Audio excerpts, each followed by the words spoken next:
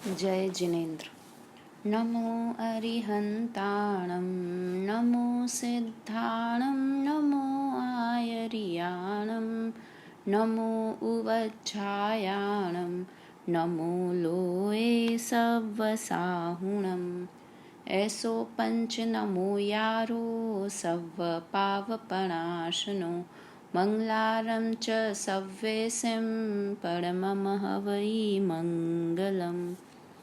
केवल रवि किरणों से जिसका संपूर्ण प्रकाशित है अंतर, उस श्री जिन वाणी में होता तत्वों का सुंदरतम दर्शन।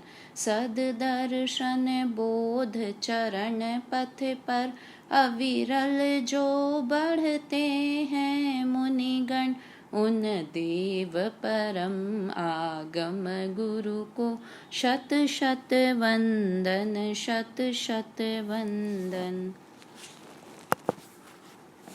वीतराग विज्ञान भाग 2 पाठ 4 अनुयोग की चर्चा हमारी चल रही है।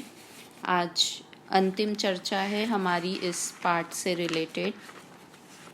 आचार्य कल्प पंडित टोडरमल जी द्वारा रचित मोक्ष मार्ग प्रकाशक के 8वें अधिकार के आधार पर यह चर्चा ली गई है। जिनवाणी में वीतरागता का पोषण होता है, किंतु वह वीतरागता का पोषण करने की 4 विधियां हैं, 4 तरीके हैं, 4 स्टाइल है जिन्हें की अनुयोग कहते हैं। अनुयोग 4 प्रकार के होते हैं: प्रथमानुयोग, कर्णानुयोग, चरणानुयोग और द्रव्यानुयोग। हमने इनकी चर्चा थोड़ी थोड़ी की हुई है, मतलब काफ़ी थोड़ी क्या अच्छे से की हुई है। एक बार जो इनके पॉइंट्स हैं वो करते हैं, उसके बाद आगे बढ़ते हैं। प्रथमानुयोग के ग्रंथ किसे कहते हैं कि जिन शास्त्रों में महापुरुषों के चरित्र का वर्णन होता है। महापुरुष के चरित्र का वर्णन करते करते विलन के चरित्र का भी वर्णन उसमें हो जाता है। जैसे हम कोई मूवी देखने जाएं तो उसमें हीरो के साथ साथ विलन का भी बताते हैं ना, उसका भी ठाट बाट बताते हैं। तो बताना तो हीरो को होता है, किंतु साथ साथ में बाकी चीज़ें भी होती है। तो इसी तरह यहाँ पर बताना तो महापुरुषों का चरित्र होता है, किंतु साथ साथ में जो विलन होता है, जैसे रामायण में पद्म पुराण में रावण के चरित्र का वर्णन हुआ, या फिर उनके राज्य का वर्णन हुआ, द्वारिका का वर्णन हुआ, सीता के रूप का वर्णन हुआ। इस तरह के वर्णन भी होते हैं, किंतु अंत में वीतरागता का ही पोषण होता है। फिर इसमें पुण्य पाप के फल का वर्णन होता है। इसलिए होता है ताकि हम भी समझें कि हमारे एक एक परिणाम से हमें किस किस तरह का फल मिल सकता है, कब बांधा हुआ परिणाम जीव का कब उदय में आ सकता है। तो हम एक एक अपने परिणामों को संभालें और धर्म कार्य में लगें, इस तरह से प्रेरणा होती है। उसके बाद होता है इसमें, और बाकी वीतरागता का पोषण मुख्य रूप से होता है। अनुयोग के नाम, प्रथमानुयोग के अनुयोग के नाम कौन कौन से हुए? आदि पुराण, जिसमें आदिनाथ भगवान के चरित्र का वर्णन है। फिर पद्म पुराण, हरिवंश पुराण, महावीर पुराण, श्रेणिक पुराण। इस तरह से बहुत सारे जो 24 तीर्थंकर हैं उनके नाम के आधार पर भी पुराणों के नाम हैं। अपनी रुचि के अनुसार इसका अध्ययन करना चाहिए। उसके बाद दूसरा है कर्णानुयोग के ग्रंथ। कर्णानुयोग के ग्रंथ कौन से होते हैं कि जिन ग्रंथों में गुणस्थान, मार्गना स्थान आदि का वर्णन होता है, कर्मों का वर्णन होता है, 3 लोक का भूगोल संबंधी वर्णन होता है। और इसमें क्या है, मुख्य बात इसमें कौन सी पद्धति होती है? गणित की मुख्यता इसमें होती है। फिर इसमें अति सूक्ष्म केवल ज्ञान गम्य बात का वर्णन होता है। किसमें? कर्णानुयोग में केवल ज्ञान गम्य बात का वर्णन होता है। उसी तरह प्रथमानुयोग में भी केवल ज्ञान गम्य बात का वर्णन होता है। और ये दोनों ही अनुयोग पूरी तरह से आज्ञा प्रधानी हैं। इन्हें हम परीक्षा करके इनकी सत्य असत्यता को नहीं पहचान सकते हैं। ये तो हमें आज्ञा के अनुसार ही मानने होते हैं। और आज्ञा के अनुसार क्यों मानेंगे? क्योंकि हमारे भगवान कभी झूठ नहीं बोलते हैं, इसलिए उनकी जितनी भी उनके उपदेश हैं वो सच्चे ही उपदेश हैं। इस आस्था के साथ उनकी आज्ञा सुननी होती है ना। और क्योंकि प्रथमानी योग के तो भूतकाल की बातें हो गई जो कि हम जान नहीं सकते, और कर्णानी योग में दूरस्थ स्थानों की या अति सूक्ष्म बातें हो गई, कर्म की बात, कर्म हमें दिखाई नहीं देते हैं, द्रव्य कर्म की बात, तो इसलिए इस तरह का इनमें वर्णन होता है।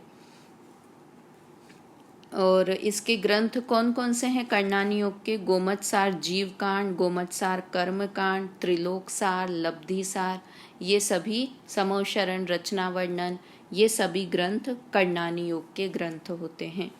उसके बाद होता है चरणानी योग के ग्रंथ। चरणानी योग के ग्रंथ में क्या होता है? नीति शास्त्र की पद्धति मुख्य होती है ना। जैसे चारों अनुयोग में कौन कौन सी पद्धति मुख्य होती है कि प्रथमानी योग में अलंकार की पद्धति मुख्य होती है। बहुत अलंकार करके उपमाओं से इस तरह से वर्णन होता है, अलंकारों की पद्धति मुख्य होती है। कई बार हमें लगती है कि अतिशयोक्ति हो रही है, किंतु वो भी एक अलंकार होता है। तो इस तरह से अलंकार का वर्णन प्रथमानी योग में होता है। फिर कर्णानी योग में किस चीज़ की पद्धति मुख्य होती है? गणित की पद्धति मुख्य होती है। चरणानी योग में नीति शास्त्रों की पद्धति मुख्य होती है। और द्रव्यानी योग में किसकी पद्धति मुख्य होती है? न्याय शास्त्र की पद्धति मुख्य होती है, न्याय से बात होती है। ठीक है। तो और आज्ञा प्रधानी कौन कौन से? चारों का मैं तुलनात्मक वर्णन बता रही हूँ, किस किस की पद्धति मुख्य होती है। वापस से एक बार, प्रथमानी योग में अलंकार की पद्धति होती है, कर्णानी योग में गणित की पद्धति होती है, चरणानी योग में नीति शास्त्र की पद्धति होती है, और द्रव्यानी योग में न्याय शास्त्र की पद्धति होती है। मतलब इसको बेस ये होता है, इसके आधार पर कथन होता है। ठीक है। फिर प्रथमानी योग और कर्णानी योग ग्रंथ पूरी तरह से आज्ञा प्रधानी ग्रंथ हैं, इन्हें हमें आज्ञा से मानना होता है।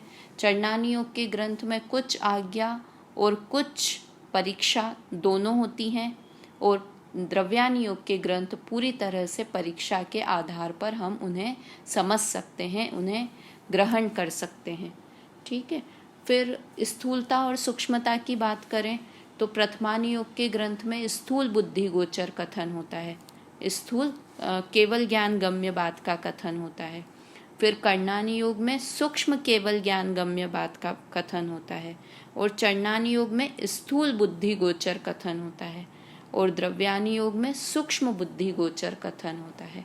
फिर से एक बार बोलूं, प्रथमानी योग में स्थूल केवल ज्ञान गम्य बात का वर्णन होता है। स्थूल किस लिए? कि वो हमें आसानी से समझ आ जाता है इसलिए, और केवल ज्ञान गम्य अर्थात केवलियों के ज्ञान में जैसा आया था वैसा।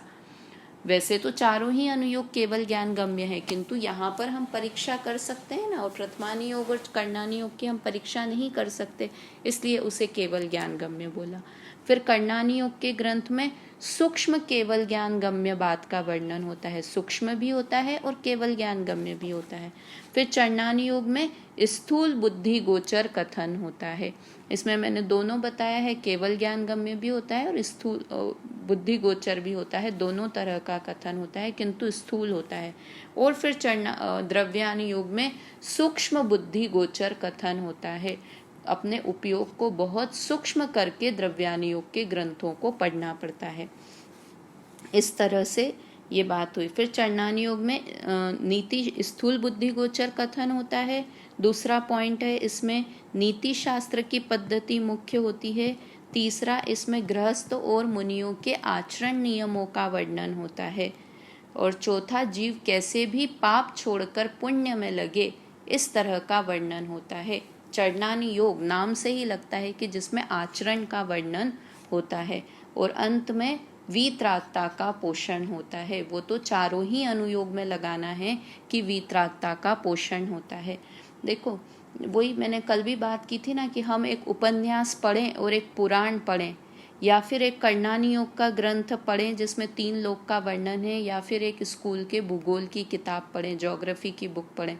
बहुत डिफरेंस है, क्योंकि इसमें कषायों की मंदता होती है और इसमें वीतरागता का पोषण होता है। लिखे ही इस उद्देश्य से गए हैं कि हम वीतरागता को ग्रहण करें। और वहाँ पर देखो, एक प्रथमानी योग के लिए कोई एक उपन्यास की बात पढ़ें तो उसमें उपन्यास में हैप्पी एंडिंग क्या होती है उपन्यासों में, कि दोनों का सकुशल विवाह हो गया और जीवन सुख से बीतने लगा। हर मूवी का भी एंडिंग क्या होता है कि हीरो हीरोइन आपस में, एक्टर एक्ट्रेस आपस में मिल गए, बस ये हैप्पी एंडिंग होता है, या वे खुशी खुशी रहने लगे, ये हैप्पी एंडिंग होता है। और हमारे यहाँ पर पुराणों में हैप्पी एंडिंग क्या होती है कि वो सब घर गृहस्थी सब कुछ छोड़कर मुनि बने और मुनि बनकर मोक्ष में चले गए, ये हैप्पी एंडिंग होती है ना। मतलब वहाँ तो हैप्पी बताने का तरीका ही क्या है हैप्पी बताने का तरीका, कि राग रंग में शादी हो गए तो हैप्पी हो गए, और यहाँ पर क्या है कि मोक्ष में सब कुछ छोड़ दिया, सब राग को छोड़ दिया तब हैप्पी हो गए। मतलब कंपैरिजन ही नहीं है। ये होता है ना कि ठीक है हम कषाय तो नहीं करते हैं, किंतु मैं बस 2-3 घंटे न्यूज़पेपर पढ़ता हूँ, फालतू की किटकिट पिटपिट नहीं करता हूँ घर में, किंतु मैं न्यूज़पेपर 2-3 घंटे पढ़ता हूँ। तो उसमें क्या कषाय मंद हो रही है? कषाय, तीव्र कषाय का काम है न्यूज़पेपर भी बहुत देर तक पढ़ना। तो इस तरह से अपने आप समझना चाहिए कि कहाँ पर हमारे कषाय की मंदता हो रही है, कहाँ पर हमें कषाय की तीव्रता हो रही है। और ये बात 100% है कि अनुयोगों के अध्ययन से कषायों की बहुत मंदता होती है। और किसी भी ऐसा भी नहीं है कि सिर्फ द्रव्यानुयोग के ग्रंथ से ही सम्यक दर्शन होता है। चारों अनुयोगों के अध्ययन से सम्यक दर्शन जीव कर सकता है। जीव सम्यक दर्शन प्राप्त कर सकता है चारों अनुयोगों के अध्ययन से, क्योंकि बीच बीच में वीतरागता का पोषण तो सब में बताया है ना। उपदेश, गुरु का उपदेश चल रहा है प्रथमानुयोग के ग्रंथ में, तो जीव उसको ध्यान में रखकर उस उपदेश को पढ़े, उस उपदेश को सुने और सम्यक दर्शन की प्राप्ति कर ले। तो इस तरह से चारों ही अनुयोग सम्यक दर्शन में हेल्प करते हैं, सम्यक दर्शन के लिए उपयोगी हैं। तो इस तरह से चरणानी योग के कथन की बात हुई।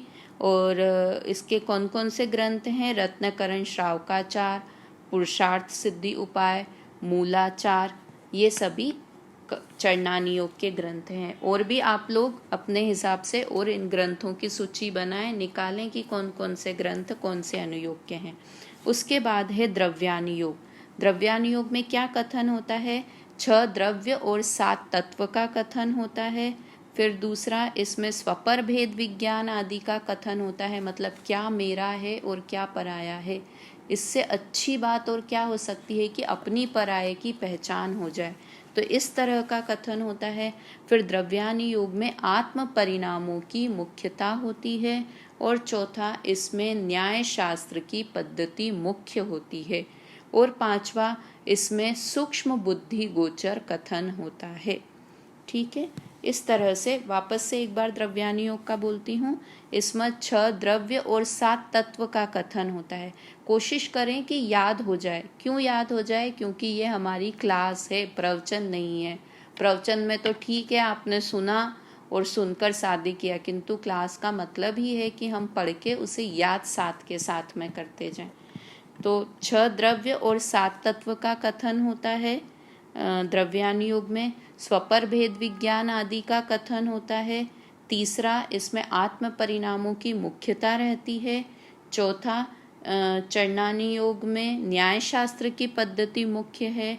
और पांचवा, इसमें सूक्ष्म बुद्धि गोचर कथन होता है। और द्रव्यानुयोग के कौन कौन से ग्रंथ हैं? समयसार, द्रव्य संग्रह, पंचास्तिकाय, ये सभी ग्रंथ द्रव्यानुयोग के ग्रंथ हैं। इस तरह के सारे ग्रंथ द्रव्यानुयोग, जिसमें 6 द्रव्य और 7 तत्व का वर्णन होता है। अब ये तो मैंने कुछ ग्रंथों के नाम बताए, किंतु कुछ ग्रंथ ऐसे भी होते हैं जिसमें चारों अनुयोगों का मिला जुला कथन होता है। जैसे कि मोक्ष शास्त्र तत्वार्थ सूत्र, उसमें है तो 7 तत्वार्थ सूत्र लिखा तो 7 तत्व का है, तो हमको लगेगा कि नाम से तो कैसे लग रहा है ये कि ये द्रव्यानी योग का ग्रंथ है, क्योंकि 7 तत्व का वर्णन है, किंतु उसमें बीच में 3 लोक का वर्णन भी है, चौथे 5वें अध्याय में, तीसरे चौथे अध्याय में शायद, है ना। और उसमें पुद्गल का भी वर्णन है, उसमें कर्म का भी, आश्रव अधिकार में पूरा कौन से भावों से कौन से कर्म बंधते हैं, कितने कर्म भाव की कितनी प्रकृतियां होती है, या आश्रव अधिकार में पूरा का पूरा इसी का वर्णन है। तो इस तरह से तत्वार सूत्र में चारों अनुयोगों का कथन है, चारों अनुयोगों का मिला जुला ग्रंथ है तत्वार सूत्र। इसी तरह से 6 डाला भी हम कह सकते हैं कि चारों अनुयोगों का मिला, उसमें चरणानी योग की भी बात है, उसमें 5 महाव्रत आदि का, 28 मूल गुण का वर्णन है, और अणुव्रत का वर्णन है 6 डाला में, है ना। चौथी डाल में ना अणुव्रत का, और छठी डाल में महाव्रत का वर्णन है। तो इस तरह से वो भी मिला हुआ 2-3 अनुयोगों का, जरूरी नहीं कि चारों ही अनुयोगों, जैसे प्रथमानुयोग की बात नहीं है उसमें, मोक्ष शास्त्र में भी नहीं है और 6 डाला में भी नहीं है इसकी। और खैर 6 डाला में तो बोल सकते हैं ऐसे कि पे कुछ कहूँ कथा, मैं तुम्हें संसार भ्रमण की कथा कहता हूँ, और कैसी कथा कि जैसी मुनियों ने जो कथा कही है वह कथा मैं तुम्हें कहता हूँ। इस तरह से पहली डाल में दौलत राम जी शुरुआती कथा से करते हैं, तो उसमें कोई राजा रानी की कथा नहीं है। किसकी कथा है? मेरी कथा है। मेरी कथा मतलब मेरे जीव की कथा है कि चारों गतियों में कैसे परिभ्रमण किया है, उसकी कथा है। तो इस तरह से उसमें पर चरणानी योग और द्रव्यानी योग का बहुत अच्छा वर्णन है 6 डाला में। इस तरह से बहुत सारे ग्रंथ हैं जिनमें मिला जुला 2-3 अनुयोगों का मिला जुला कथन भी मिलता है। ठीक है, अब आगे हमको पढ़ना है। अब आगे 1-2 जो प्रश्न होते हैं, उन प्रश्नों का समाधान के तरीके से हम पढ़ते हैं। कि पहला तो लगता है कि कई बार हमें लगता है कि अनुयोगों में आपस में विरोध है, अनुयोगों के कथन में आपस में विरोध हमें प्रतिभासित होता है। तो क्या ये सही बात है कि उन अनुयोगों में विरोध है? तो नहीं, वह विरोध हमें लगता है, किंतु वास्तव में उन अनुयोगों में कोई विरोध नहीं है। किस बात में विरोध नहीं है? कि वीतरागता का पोषण करने में विरोध नहीं है। किंतु क्या होता है कि जब हम किसी की मुख्यता से कथन करते हैं ना, तो उस बात पर बहुत जोर आता है। जैसे कि 1-2 उदाहरण मैं बताऊं कि चरणानी योग के अनुसार छठे गुण स्थान में कषाय का अभाव हो जाता है। मुनि बन जाते हैं तब हिंसा का अभाव हो जाता है, और कषायों का अभाव 6ठे गुण स्थान में हो जाता है जब मुनिराज बन जाते हैं, ऐसा चरणानी योग का कथन है। किंतु जब हम कर्णानी योग ग्रंथ को पढ़ेंगे तो वहाँ तो आएगा कि 10वें गुण स्थान तक या 11वें गुण स्थान तक कषाय रहती है, सूक्ष्म लोभ 10वें गुण स्थान तक रहता है। तो हमें ये विरोध लग सकता है कि एक अनुयोग में तो आ रहा है 6ठे गुण स्थान तक, एक अनुयोग में आ रहा है 10वें गुण स्थान तक, तो हमें ये विरोध लग सकता है। किंतु वहाँ पर परिणामों की मुख्यता से कथन है चरणानी योग में, और कर्णानी योग में जहाँ 10वें गुण स्थान तक कषाय बता रहे हैं, वहाँ पर कर्म बंधन की या सूक्ष्म परिणामों की अपेक्षा से कथन है, या कर्म कि किस तरह से कर्म का उदय कब तक रहता है उस अपेक्षा से कथन है। इसलिए वहाँ पर 10वें गुण स्थान तक बताया। कर्म की अपेक्षा से कर्णानी योग है ना, तो वहाँ पर कर्म की अपेक्षा से विशेष कथन है, इसलिए वहाँ 10वें गुण स्थान तक बताया। और चरणानी योग में आचरण के परिणामों वाला कथन मुख्य है, आचरण का कथन है, तो वहाँ 6ठे गुण स्थान में बताया कि हिंसा पूरी तरह से 5 पापों का त्याग हो गया है। 6ठे गुण स्थान में महाव्रत धारण किया तो पूरी तरह से 5 पापों का, सब कषायों का त्याग हो गया है, वहाँ ऐसा बताया है ना। मतलब सूक्ष्म हिंसा 6ठे गुण स्थान में त्याग हो गई है चरणानी योग के हिसाब से, और कर्णानी योग के हिसाब से 10वें गुण स्थान तक है सूक्ष्म। तो इस तरह से विरोधाभास हमें लगता है, किंतु वास्तव में उनमें विरोध होता नहीं है। एक और विरोध द्रव्यानी योग के अनुसार क्या लगता है, द्रव्यानी योग और चरणानी योग में, द्रव्यानी योग और कर्णानी योग में, कि कर्णानी योग में तो कहते हैं कि सम्यक दृष्टि जीव के भी बंध हो रहा है ना, और जब हम द्रव्यानुयोग के ग्रंथ पढ़ते हैं, समयसार पढ़ते हैं, जिन्होंने नाटक समयसार ग्रंथ पढ़ा है उन्हें समझ में आएगा, या समयसार भी पढ़ रहे हैं, कि चौथे गुणस्थान वर्ती को ही बंध नहीं होता है। चौथे गुणस्थान वर्ती को बंध नहीं होता है। अरे चौथे गुणस्थान वर्ती तो गृहस्थ है, पूरा हमारे जैसा है, किंतु उसे बंध नहीं होता, ऐसी बात द्रव्यानुयोग में है। वो कर्णानुयोग में तो बता रहे हैं कि 10वें गुणस्थान तक बंध होता है। तो फिर हमें विरोध लग सकता है कि सही बात क्या है, चौथे तक बंध होता है या 10वें गुणस्थान तक बंध होता है। तो क्या बताया कि वहाँ पर द्रव्यानुयोग में अनंतानुबंधी को बंध मानते हैं। इस अपेक्षा से कहा कि चौथे गुण स्थान में अनंतानुबंधी कषाय का बंध समाप्त हो जाता है, तो उसे अबंध कहा चौथे गुण स्थान वाले को भी। और यहाँ पर कर्णानुयोग में वही बात है कि संजलन संबंधी बंध तो होता रहता है, संजलन कषाय का उदय और बंध होता रहता है, इसलिए वहाँ पर सूक्ष्मता की अपेक्षा से 10वें गुण स्थान तक बताया। तो इस तरह से हम आगे गुणस्थानों का पाठ पढ़ेंगे तो आपको और क्लियर होगी ये वाली बात भी। तो इस तरह से हमें अनुयोगों में विरोध लग सकता है, किंतु जब उनकी कथन पद्धति हमें पता होगी कि वहाँ पर क्या कथन पद्धति है, चरणानुयोग में क्या बात बताना चाह रहे हैं, द्रव्यानुयोग में क्या बात बताना चाह रहे हैं, और कर्णानुयोग में क्या बात कर्णानुयोग में मुख्य रूप से कर्म का उदय, कर्म कब तक बनते हैं, कब तक उदय आते हैं, इस अपेक्षा से अति सूक्ष्मता से बताया ना। केवल ज्ञान गम्य बात का वर्णन होता है कि हमें तो ऐसा लगेगा कि मुनिराज बिल्कुल हिंसा नहीं कर रहे हैं, हमें देखने में ऐसा लगेगा कि चरणानुयोग सही कह रहा है कि मुनिराज को हिंसा बिल्कुल नहीं होती है ना, अहिंसा महाव्रत होता है, अनुव्रत नहीं है, महाव्रत है। किंतु कर्णानुयोग तो केवल ज्ञान गम्य बात को जानता है ना, तो वहां तो सूक्ष्म से सूक्ष्म हिंसा को भी हिंसा की कैटेगरी में, अबुद्धिपूर्वक जो हिंसा हो रही है, बुद्धिपूर्वक हिंसा का त्याग छठे गुण स्थान में हो जाता है, किंतु अबुद्धिपूर्वक चलती रहती है। तो इस तरह से केवल ज्ञान गम्य बात का वर्णन होने से कर्णानुयोग में इस तरह से कथन आएगा। उसी तरह से द्रव्यानुयोग की बात करें तो द्रव्यानुयोग में तो शुद्ध जीव की बात की गई है, निश्चय नय की बात की गई है, मतलब वास्तव में जीव द्रव्य निश्चय नय से कैसा है, स्वभाव से कैसा है कि शुद्ध है वह तो इसलिए कई बार ऐसे, इसीलिए इस तरह से कथन है कि मैं तो सिद्ध के समान हूँ, तू भगवान आत्मा है। अभी करंट इस अवस्था में जब मैं महिला हूँ, मैं अपवित्र हूँ, मेरे परिणाम इतने खराब हैं, उस समय भी द्रव्य दृष्टि से मैं भगवान के समान हूँ, भगवान ही हूँ। इस तरह का कथन द्रव्यानुयोग में आता है। तो हमें उसकी अनुयोग की शैली समझना चाहिए। जैसे कि कई बार क्या होता है, हम कितने समझदार होते हैं कि लौकिक में हम शैली समझ जाते हैं।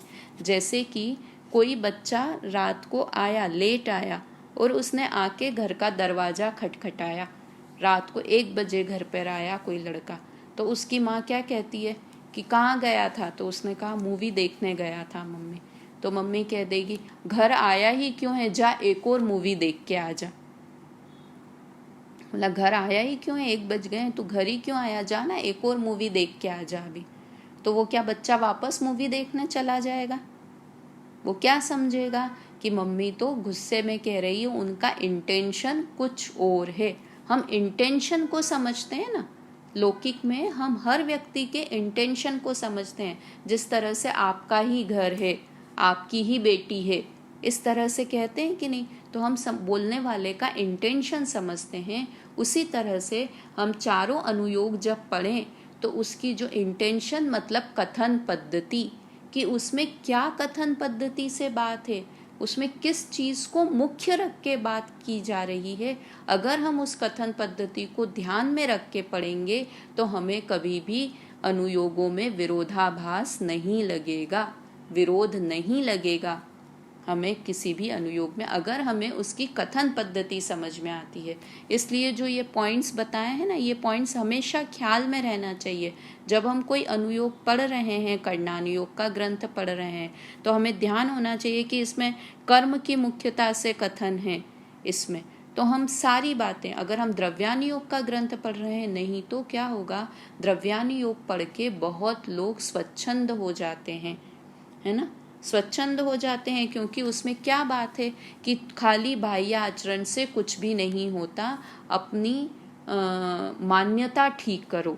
द्रव्यानि योग की मुख्य बात क्या होती है कि अपनी मान्यता किस तरह से ठीक है। तो उसमें ऐसा कथन होगा कि अगर तुम्हारी मान्यता उल्टी है तो तुम कितने भी व्रत उपवास वगैरह कर लो, वो कुछ भी काम के नहीं है, है ना, सब कुछ बिना काम के हैं अगर तुम्हारी मान्यता ठीक नहीं है तो इसको देखकर तो कोई लोग भ्रष्ट हो जाएंगे, स्वच्छंदी हो जाएंगे। स्वच्छंदी कैसे हो जाएंगे कि कहा तुम तो अभी भगवान के समान शुद्ध हो, ऐसा कथन द्रव्यानि योग का है, तो ऐसा सुनकर हम स्वच्छंदी हो जाएंगे। तो फिर इसमें यहाँ पर जो आगे आज हमारा प्रकरण चलना है वह यही है कि द्रव्यानि योग को पढ़कर अगर कोई स्वच्छंदी हो, कई जीव स्वच्छंदी हो जाते हैं, तो फिर हमें द्रव्यानि योग के ग्रंथ पढ़ना ही नहीं चाहिए। क्या स्वच्छंदता, कि दो तरह से स्वच्छंदता ग्रहण कर सकते हैं।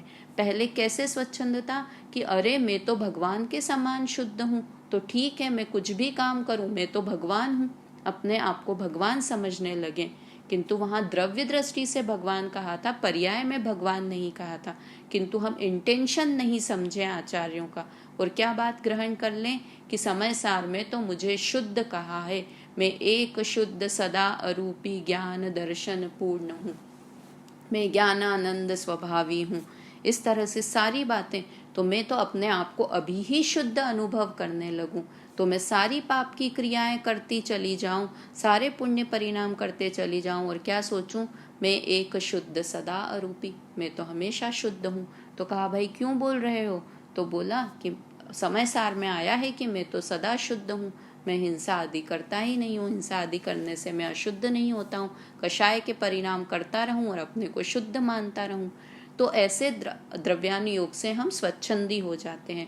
दूसरा, द्रव्यानि योग में एक और कथन था कि चौथे गुण स्थान जब सम्यक दर्शन हो जाता है तो बंध नहीं होता है, अनंतानुबंधी का बंध नहीं होता है। तो वहां से पढ़ के कोई स्वच्छंदी हो जाए कि मुझे तो सम्यक दर्शन हो गया है, अब मैं कुछ भी विषय कषाय, जैसे सम्यक दृष्टि विषय कषाय में लीन रहे, किंतु फिर भी उसे बंध नहीं होता। यहाँ तक की बात है ना द्रव्यानि योग समय सार में, कि भोग निर्जरा के कारण है, ज्ञानी के भोग भी निर्जरा के कारण है, ऐसी बात, ऐसा सेंटेंस लिखा हुआ है बकायदा कि ज्ञानी है, चौथे गुण स्थान वर्ती है, वह अगर भोग भोग रहा है तो भी वह निर्जरा का कारण है, उसके भोग भी निर्जरा के कारण है।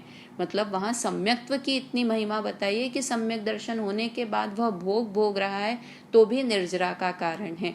तो हम उससे प्रोत्साहित होकर स्वच्छंदी हो जाएं कि हम भी भोग भोगते रहें और हमें भी निर्जरा होती रहेगी। तो इस तरह से द्रव्यानि योग पढ़ के तो हम स्वच्छंदी हो जाएंगे, इसलिए हमें द्रव्यानि योग के ग्रंथ नहीं पढ़ना चाहिए, ऐसा कथन आता है। तो इसका समाधान पढ़ते हैं। देखिए यहाँ पर आप PDF निकाल लीजिए चौथे पाठ की, 4 अनुयोग वाले पाठ की। उसमें क्या है कि कुछ लोग कहते हैं कि अध्यात्म शास्त्र में बाह्याचार को हीन बताया है। बाह्य आचार को मतलब आचरण को, कि कुछ भी व्रत उपवास करना, तीर्थ यात्रा करना कुछ भी काम का नहीं है। तो इसे पढ़कर लोग आचार भ्रष्ट हो जाएंगे कि पूजा करने से कोई फायदा नहीं है।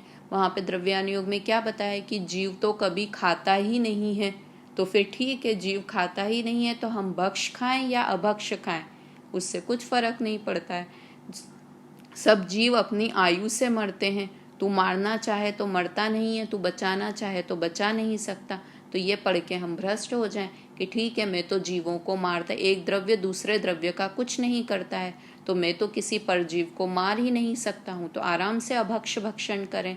इस तरह के बहुत सारे कथन द्रव्यानि योग में मिलते हैं। तो इसे पढ़कर तो आचार भ्रष्ट हो जाएंगे। क्या यह बात सच है, ऐसा पूछा छात्र ने, यहाँ पर प्रश्न किया। तो क्या उत्तर दिया अध्यापक ने, द्रव्यानि योग में आत्मज्ञान शून्य कोरे बाह्याचार का निषेध किया है, पर स्थान स्थान पर स्वच्छंद होने का भी निषेध किया है। इससे तो लोग सच्चे आत्मज्ञानी बनेंगे, इससे तो लोग आत्मज्ञानी बनकर सच्चे व्रती बनेंगे। वहां पर बाह्य आचार का निषेध क्यों किया था? कि कोरे बाह्य आचार का, कि सिर्फ तुम तप, व्रत, अभक्ष का त्याग यही चीज करते रहो और मोक्ष में चले जाओगे, तो ऐसा नहीं है। कोरे, कोरे मतलब सिर्फ बाह्याचार का निषेध किया है, किंतु क्या बताया है कि पहले आत्मज्ञानी बनो और उसके बाद व्रत धारण करो तो तुम्हें मोक्ष होगा। ऐसी बात भी तो बताई गई है।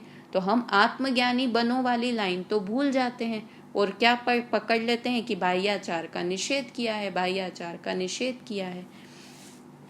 फिर छात्र ने प्रश्न किया कि यदि कोई अज्ञानी भ्रष्ट हो जाए तो क्या लिखा है? यदि कोई गधा मिश्री खाने से मर जाए तो सज्जन तो मिश्री खाना नहीं छोड़ते। उसी प्रकार यदि अज्ञानी तत्व की बात सुनकर भ्रष्ट हो जाए तो ज्ञानी तो तत्वाभ्यास नहीं छोड़ते, तथा वह तो पहले भी मिथ्या दृष्टि था, अब भी मिथ्या दृष्टि है। इतना नुकसान होगा कि सुगति न होकर कुगति होगी, रहेगा तो संसार का संसार में ही। ये शैली कितनी अच्छी लग रही है। ये एज इट इज पैराग्राफ लिया हुआ है मोक्ष मार्ग प्रकाशक में से। परंतु अध्यात्म उपदेश न होने से बहुत जीवों के मोक्ष मार्ग का अभाव होता है और इससे बहुत जीवों का बहुत बुरा होता है। अतः अध्यात्म उपदेश का निषेध नहीं करना। ठीक है, कि क्यों नहीं करना? कि वह तो पहले भी, जो जीव अगर ऐसा बोला ना कि स्वच्छंदी हो जाएगा तो फिर वह व्रत उपवास करना बंद कर देगा। हमने कहा द्रव्यान योग के ग्रंथ पढ़ के कि शुभ भाव है यह, तो हमने शुभ भाव करना छोड़ दिए। तो क्या कहा इसका उत्तर? कि कोई अज्ञानी ऐसे भ्रष्ट हो जाए तो वह तो पहले भी अज्ञानी था, अभी भी अज्ञानी रहा, पर पहले शुभ भाव करके वो सुगति में जाता, अभी अशुभ भाव करके कुगति में जाएगा, किंतु रहेगा तो संसार का संसार में ही। किंतु अगर सही बात समझ ली, क्या सही बात समझ ली? कि ओनली शुभ भाव नहीं, शुभ भाव के साथ आत्मज्ञान भी करना है, सम्यक दर्शन भी करना है। अगर यह बात समझ ली तो फिर वह निश्चित रूप से मोक्ष में जाएगा ही जाएगा। कोई समझदार ऐसा ग्रहण करे, मतलब वही कि उपदेश ऊंचा चढ़ने के लिए दिया है, वहां पर द्रव्यानि योग में शुभ भाव का निषेध किया है, तो शुभ छोड़कर अशुभ में जाने के लिए नहीं, शुभ छोड़कर शुद्ध भाव में जाने के लिए निषेध किया है। तो इस तरह से ये बात हुई। फिर आगे प्रश्न है, इसमें और थोड़ी सी चर्चा इसमें है। जिसमें खतरे की आशंका हो वे शास्त्र पढ़ना ही क्यों, उन्हें न पढ़ें तो क्या हानि है? अगर द्रव्यानि योग के ग्रंथ हम नहीं पढ़ें, सिर्फ कर्णानि योग के, चरणानि योग के और प्रथमानि योग के ही ग्रंथ पढ़ते रहें, क्योंकि द्रव्यानि योग से 2-3 खतरे हैं कि एक तो हम स्वच्छंदी हो सकते हैं, दूसरे वो बहुत सूक्ष्म बातें होती है उसमें, और तीसरे वो बहुत बोरिंग लगते हैं हमको, है ना, बोरिंग बातें लगती है। ऐसा लगता है कि 7 तत्व वाली 6 द्रव्य वाली बात बोरिंग होती है। कर्णानि योग में तो बहुत मज़ा आता है, प्रथमानि योग में तो बहुत मज़ा आता है, तो हम द्रव्यानि योग के ग्रंथ पढ़े ही नहीं तो क्या हानि है? तो उत्तर क्या दिया? मोक्ष मार्ग का मूल उपदेश तो अध्यात्म शास्त्रों में ही है, उनके निषेध से तो मोक्ष मार्ग का ही निषेध हो जाएगा। कितनी अच्छी लाइन लिखी कि मूल बात तो अध्यात्म की मूल बात तो द्रव्यानि योग में है, अगर उसका निषेध कर देंगे तो मूल बात का ही, मोक्ष मार्ग का ही निषेध हो जाएगा। अब जो ये एक और प्रकरण है कि तो पहले किन्हें पढ़ना, पहले कौन सा ग्रंथ पढ़ना। हमें भी यह हमेशा शंका रहती है कि हम पहले ग्रंथ कौन सा पढ़ें। तो इसका उत्तर मोक्ष मार्ग प्रकाशक में टोडरमल जी ने बहुत अच्छा दिया है कि पहले जैन धर्म के अनुसार तो यह परिपाटी है कि पहले द्रव्यानि योग के अनुसार सम्यक दृष्टि हो जाए, फिर चरणानि योग के अनुसार व्रतादि धारण कर व्रती हो जाएं, अतः मुख्य रूप से निचली दशा में द्रव्यानुयोग कार्यकारी है। ये लाइन अंडरलाइन करने जैसी है क्या, कि निचली दशा में द्रव्यानुयोग कार्यकारी है। निचली दशा में यानी हम बहुत बिगनर हैं, एज का तो कोई क्राइटेरिया ही नहीं है। सबसे बड़ी बात, जैन धर्म में एज का कोई क्राइटेरिया नहीं है कि आप 50 साल के हैं तो आपको क्या पढ़ना, और आप 5 साल के हैं तो आपको क्या पढ़ना। आप 25 साल के युवक हैं या 60 साल के सीनियर सिटीजन हैं, आपको क्या पढ़ना, एज वाइज तो बिल्कुल क्राइटेरिया नहीं है जैन धर्म में।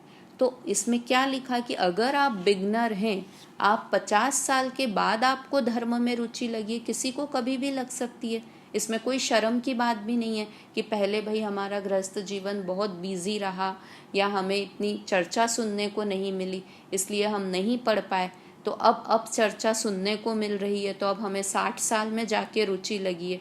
ठीक है, जब जाग जाओ तभी है सवेरा, जब रुचि लग गई है तब ठीक है। तो जब रुचि लगी है तब हम बिगनर हैं, हमारी 25 साल में रुचि लगी है, 50 साल में लगी है, 20 साल के, हमारी क्लास में भी सारी एज ग्रुप के लोग हैं ना, 40 साल वाले भी हैं, 60 वाले भी हैं, 20 वाले भी हैं। तो जब जब रुचि लगी हो जिसकी, तो क्या पढ़ना कार्यकारी है, मुख्य रूप से निचली दशा में। निचली दशा में यानी स्टार्टिंग में, एज का क्राइटेरिया नहीं है, जब हमें रुचि लगी है स्टार्टिंग भूमिका में द्रव्यानुयोग कार्यकारी है। क्यों कार्यकारी है, क्योंकि इसको हम परीक्षा करके समझेंगे ना, तो हमें देखो द्रव्यानुयोग अगर हम पहले पढ़ लेंगे तो हमें बाकी ग्रंथों में भी किस तरह से वीतरागता को निकालना, किस तरह से हर ग्रंथ में से वीतरागता को ग्रहण करना, ये हमें आ जाएगा। और ये मैं सच में अपने पर्सनल एक्सपीरियंस से कह रही हूँ कि मैंने समयसार ग्रंथ पढ़ा, तो उसके बाद अब मैं कोई भी ग्रंथ अपन पढ़ते हैं ना तो समझ में आता है कि मुझे क्या क्या ग्रहण, सब चीज़ें सही है, सब चीज़ें, किंतु याद में मुख्य रूप से याद क्या चीज़ को रखना है, वो एक बहुत मेंटलिटी क्लियर हो जाती है। कि अगर मैं भूल गई कर्णानुयोग की, मैं कर्म प्रक्रिया में कुछ चीज़ भूल गई तो मुझे बहुत दुख नहीं होगा। क्यों? क्योंकि मुझे पता है कि मुझे मुख्य क्या चीज़ याद रखनी है। मैं पूरा उपयोग लगाऊंगी सुनने में, किंतु अपने बहुत दुखी नहीं होंगी अगर कोई चीज़ याद नहीं रही तो। और क्या चीज़ याद रखनी, उस पर हमारा मुख्य फोकस होने लग जाता है। इसलिए द्रव्यानुयोग तो शुरू की भूमिका में ही पढ़ना चाहिए। और जो एक और अब मैं ये ज़रूर कहूँगी कि जो हम ये भाग पढ़ रहे हैं, ये भाग भी हमारे लिए बहुत इम्पॉर्टेंट हैं। क्यों? क्योंकि ये पढ़ने के बाद हम सच मानिए कि हम द्रव्यानुयोग का कोई भी ग्रंथ पढ़ेंगे, क्योंकि द्रव्यानुयोग का ग्रंथ पढ़ने में भी बेसिक एक टर्मिनोलॉजी होती है, बेसिक डेफिनेशंस होती हैं, वो तो हमें पता होनी चाहिए ना। वहाँ द्रव्य कर्म आए शब्द, तो हमें पता होना चाहिए कि द्रव्य कर्म यानी यहाँ 8 कर्मों की बात चल रही है, जो हम पढ़ के आए हैं वो 8 कर्म। 6 द्रव्य वहाँ जीव बता रहे हैं, तो हमें समझ में आना चाहिए कि ज्ञान दर्शन वाले जीव की बात चल रही है। तो ये जो भी हम टर्म्स पढ़ रहे हैं, तो इसलिए शुरू में कोई भी ग्रंथ पढ़ने के पहले इन भागों का नॉलेज, जो ये 8 भाग, मतलब 3, 3, 6, 7, 8 भाग हैं बेसिक, 3 बालबोध के, 3 वीतराग के और 2 तत्व ज्ञान के, ये बहुत बहुत बहुत ज़रूरी हैं। मतलब इन भागों को पढ़ लिया ना, तो अब हम कोई भी ग्रंथ स्वतंत्र रूप से स्वाध्याय करके, स्वाध्याय तो देखो सब कर ले, किंतु उसमें से अच्छे से उस चीज़ का निचोड़, उस ग्रंथ को अच्छे से ग्रहण कर पाएंगे। इसलिए इन भागों को कभी भी लाइटली नहीं लेना कि ये तो बच्चों के भाग हैं, ये तो हमारे पोते पोती पढ़ते थे, या तो ये हम बहुत छोटी क्लासेस में पहले पढ़ चुके हैं इसलिए नहीं पढ़ना। किंतु पढ़ चुके हैं, किंतु फिर भी बार बार ये टर्मिनोलॉजी पढ़ें, अलग अलग एंगल से इसको समझें, तो ये हमारे लिए बहुत यूज़फुल हैं भाग भी। तो इस तरह से यहाँ पर इन्होंने क्या बताया कि द्रव्यानुयोग निचली दशा में कार्यकारी है। द्रव्यानुयोग के अनुसार हम सम्यक दृष्टि बन जाएं, जो मुख्य काम है हमें इस भव मिला है, ये भव में करने का मुख्य कार्य क्या है, सम्यक दर्शन प्राप्त करना। हमारा मोटिव ही ये होना चाहिए कि मुझे इस भव में सम्यक दर्शन करना ही करना है। तो द्रव्यानुयोग के अनुसार आत्मज्ञानी बन जाए या सम्यक दृष्टि बन जाए और फिर चरणानुयोग के अनुसार व्रतादि धारण करें, यह परिपाटी है। फिर छात्र ने अंतिम प्रश्न किया कि पहले तो प्रथमानुयोग का अभ्यास करना चाहिए ना। हमने कहा भी था कि प्रथमानुयोग में प्रथम अनुयोग मतलब पहली निचली दशा में पढ़ने का है, बहुत सरल होता है, इजीली समझ में आ जाता है। तो उसने ये अर्थ निकाला, प्रथमानुयोग नाम से ही दिख रहा है कि प्रथम अनुयोग, कि प्रथम इसका प्रथम कक्षा, तो पहली कक्षा प्रथमानुयोग हुई। उसने भी ये अर्थ निकाला। तो क्या उत्तर दिया टोडरमल जी ने कि पहले इसका अभ्यास करना चाहिए, फिर उसका अभ्यास, ऐसा कोई नियम नहीं है। अपने परिणामों की अवस्था देखकर, अपने परिणाम के अनुसार जिसके अभ्यास से अपनी धर्म में रुचि और प्रवृत्ति बढ़े, उसी का अभ्यास करना चाहिए। कितनी अच्छी लाइन लिखी कि जिससे हमारी धर्म में रुचि बढ़े। सबका अपना अपना है, किसी की देखा देखी नहीं करनी है। क्या करना चाहिए कि अपने परिणामों को देखकर, कि जिसमें अपनी धर्म में रुचि बढ़े। हमें लगता है अरे वो तो बहुत अच्छी हैं, वो भाई साहब तो इतना इतना पढ़ रहे हैं, कर्णानुयोग की ऐसे ऐसे बता देते हैं, ऐसे सबके नाप बता देते हैं कि प्रथम नरक में कितने बिल हैं, द्वितीय नरक में कितने बिल हैं, 13वां द्वीप कौन सा है, आखिरी समुद्र, संख्यात समुद्र में आखिरी समुद्र कौन सा है। ऐसे सब उन्हें तो पूरे बाकायदा संख्याएं भी, कि पानी की एक बूंद में कितने जीव हैं, ऐसे संख्याएं रटी हुई है उन भाई साहब को। तो हमें उनकी बहुत महिमा है। तो हम भी चलो अब ठीक है, मैं भी कर्णानुयोग पढ़ूंगा, और उनके देखा देखी मैंने भी कर्णानुयोग पढ़ना शुरू कर दिया। किंतु मुझे तो वही अक्षर, मैंने कहा था ना, मैथ्स के अंक मुझे नाचते हुए प्रतीत हों। बचपन से ही मैथ्स में रुचि नहीं थी, और अब मैं देखा देखी कि मुझे तो अंक याद करने हैं। वो बहुत बड़े विद्वान हैं, उन्हें बहुत अंक याद हैं, तो मुझे भी ये सारी चीज़ें याद करनी हैं। तो इस तरह बराबरी से काम नहीं, देखा देखी काम नहीं करना चाहिए। जिसमें अपनी रुचि लगे उन ग्रंथों को पढ़ना चाहिए। और कोई ग्रंथ छोटा हो गया, कोई बड़ा हो गया, ऐसा नहीं। जिसको आप ध्यान पूर्वक पढ़ रहे हैं, उसमें से वीतरागता निकाल रहे हैं, वही ग्रंथ आपके सम्यक दर्शन में निमित्त बन सकता है। तो जिसमें हमारी धर्म में प्रवृत्ति बढ़े, उसका अभ्यास करना चाहिए। और एक और लाइन लिखी, अथवा कभी इसका कभी उसका, इस प्रकार फेर बदल कर अभ्यास करना चाहिए। क्या लिखा? कभी इसका कभी उसका, क्योंकि हमारी रुचि भी हमेशा एक सी नहीं होती है। देखो होता है ना कि जब हम बीमार हों, बहुत बीमार हों, बिल्कुल सर फटा जा रहा हो, और उस समय हम द्रव्यानुयोग की चर्चा सुनने की कोशिश करें, द्रव्यानुयोग पढ़ने की कोशिश करें, तो हमारे लिए बहुत मुश्किल होगा, है ना। उस समय कोई हल्की बात, एकदम हल्की बात, प्रथमानुयोग की बात पढ़ें, चरणानुयोग की बात पढ़ें, तो हमारा उपयोग वहाँ लग पाएगा। ये प्रैक्टिकली सब जीवों को अपनी अपनी समझ में भी आती है कि ये एकदम प्रैक्टिकल बात है कि कभी इसका कभी उसका। इसके लिए एक बहुत अच्छा कि जैसे हमने खाना परसा आपको, तो सबकी खाना खाने की स्टाइल अलग अलग होती है। कि एक प्लेट में है दाल चावल रोटी सब्जी, नमकीन भी है और मीठा भी है, ठीक है, ऐसी एक प्लेट लगी हुई है। तो कोई क्या होगा कि पहले रोटी खा लेगा, रोटी सब्जी खा लेगा, फिर बाद में चावल खाएगा, फिर बाद में नमकीन, और सबसे लास्ट में स्वीट डिश खाएगा। उसको ऐसी आदत है। किसी को क्या कि प्लेट रखते से ही स्वीट डिश दिखी, हलवा दिखा, तो उसने सबसे पहले हलवा खा लिया क्योंकि उसे वो खाना अच्छा लग रहा था।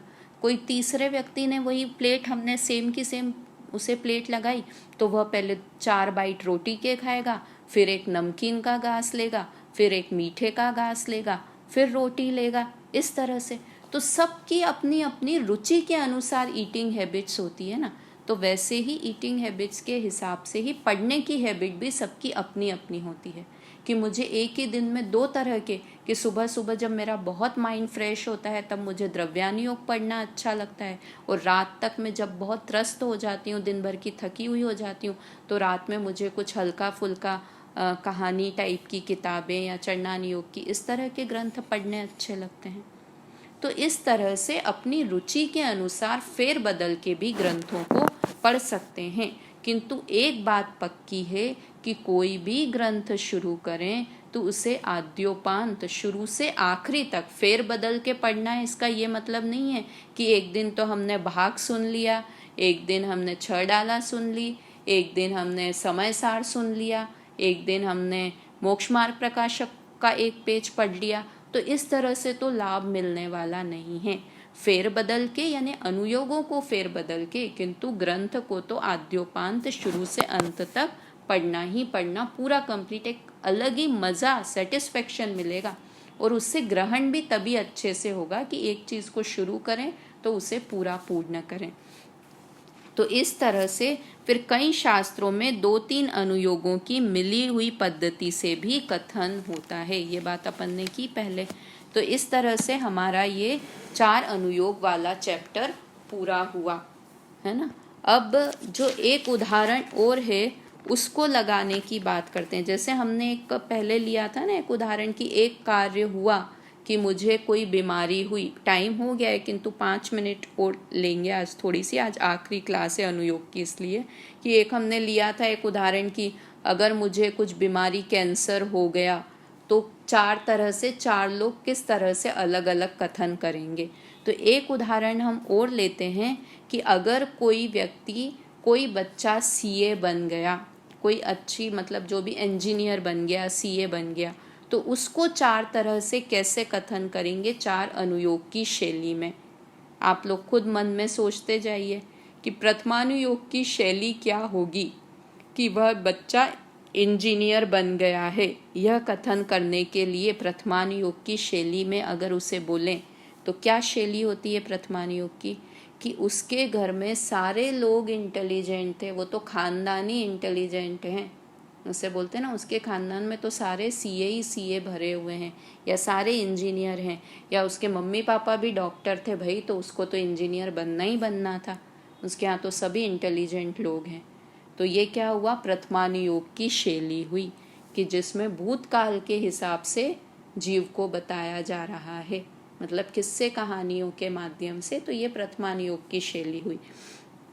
दूसरी हुई कि वो सीए इंजीनियर क्यों बन गया भाई, कि वह बहुत पढ़ाई करता था, उसका आचरण ही ऐसा था कि उसको तो देख के ही लगता था कि वो तो इंजीनियरिंग कर ही लेगा, उसको तो देख के ही लगता था कि वो हर एक अटेम्प्ट में सीए क्लियर करता जाएगा, एक एक बार फर्स्ट अटेम्प्ट में ही क्लियर कर लेगा वो सीए। उसके तो आचरण को देखकर ही लगता था। क्या आचरण को देख के, कि भाई दिन में 12-12 घंटे 15-15 घंटे पढ़ाई करता था लड़का, बिल्कुल जाना आना ही बंद कर दिया था, मोबाइल को तो हाथ भी नहीं लगाता था, बिल्कुल कम खाना खाता था ताकि नींद नहीं आ जाए। तो इस तरह से आचरण को देखकर उस बात को बताया कि ये बच्चा इंजीनियर बन गया है। इस बात को प्रूव करने के लिए तो ये किससे हुई, आचरण संबंधी बात के द्वारा बताया कि ये सीए बन गया है। तो ये क्या बात हुई, चरणानुयोग का कथन हुआ, ये चरणानुयोग की शैली हुई है। कथन चरणानुयोग का नहीं, चरणानुयोग की शैली है कि आचरण को देखकर। उसी तरह से फिर किसने बोला कि अरे पढ़ने से क्या होता है, वो तो सीए बना, उसकी तो किस्मत ही बहुत अच्छी है, बहुत अच्छी किस्मत है उस लड़के की, जो काम करता है ना वो सब में उसको तो सफलता मिल जाती है, बहुत ही लकी पैदा हुआ है ये लड़का। तो मतलब हम यहाँ कर्म की अपेक्षा से बात कर रहे हैं कि दी तो मेहनत तो बहुत सारे लोगों ने और भी की थी, किंतु वो इतना लकी है, इतना टफ पेपर आया था किंतु फिर भी वो पढ़ के क्रॉस करके निकल गया, एक ही बार में क्लियर कर लिया उसने, आईआईटी का एग्ज़ाम भी एक ही बार में क्लियर कर लिया। तो किसकी बात, किस हिसाब से बात की उससे, कि कर्णानुयोग के हिसाब से लकी है, या पूर्व के कर्म का उदय की बात जहाँ हुई तो कर्म के हिसाब से बात की। तो ये कौन सी शैली में कथन हो गया, कर्णानुयोग की शैली में ये कथन हुआ। और एक ने कथन किया कि अरे वो तो बहुत इंटेलिजेंट है, अगर वो नहीं भी पढ़ता ना तो भी उसका तो दिमाग गॉड गिफ्टेड ही है, मतलब दिमाग ही इंटेलिजेंट ही है, मतलब उसके स्वभाव की बात की जहाँ पर कि वो तो गॉड गिफ्ट इंटेलिजेंट है, बहुत ही इंटेलिजेंट है वो, तो ये जब स्वभाव, उसका स्वभाव कैसा है कि उसके मम्मी पापा कैसे भी थे, वह लकी था कि नहीं था, वह पढ़ाई करता कि नहीं करता, किंतु उसका स्वभाव है कि वो बहुत इंटेलिजेंट है। जहाँ स्वभाव की तरफ से बात की जाए वह द्रव्यानि योग की शैली होती है। तो यहाँ तो ये हमने लौकिक उदाहरण में लगाया, किंतु ऐसे ही हम वीतरागता के पोषण में भी लगा सकते हैं कि जहाँ पर कि कैसे हमारे पूर्व तीर्थंकरों ने वीतरागता का पोषण किया, वह जिस शैली में कथन हो वह प्रथमानि योग की शैली है। उनका जो भगवान बन गए उनका आचरण कैसा होता था, इस तरह से आचरण की शैली चरणानि योग में बताई है कि वीतरागता उन्होंने कैसे आचरण को अपनाकर वीतरागता प्रकट की, यह शैली चरणानि योग की है। या मुझे भी वीतरागता प्रकट करनी है तो मेरा आचरण कैसा होना चाहिए, यह शैली चरणानि योग की है। कैसे कर्म का उदय होगा, मैं कब तक मुझे वीतरागता प्रकट नहीं होगी, कौन कौन से गुण स्थानों में मैं घूमता रहूँगा, यह शैली कर्णानि योग की है। और मेरा तो स्वभाव में से इंगी पंचेंद्रिय हूँ, मैं जीव हूँ, तो मुझे वीतरागता में तो भगवान के समान ही हूँ। बस मैंने दृष्टि अपने को अपनी भगवान की तरफ, मुझे अपनी आत्मा की तरफ दृष्टि करनी है। ऐसा दृष्टि प्रधान जिसमें कथन है वह द्रव्यानि योग का कथन है। तो इस तरह से आपको ये 4 अनुयोग वाला पाठ समझ में आया होगा। किसी को कोई प्रश्न हो तो वह जरूर पूछे। जय जिनेन्द्र।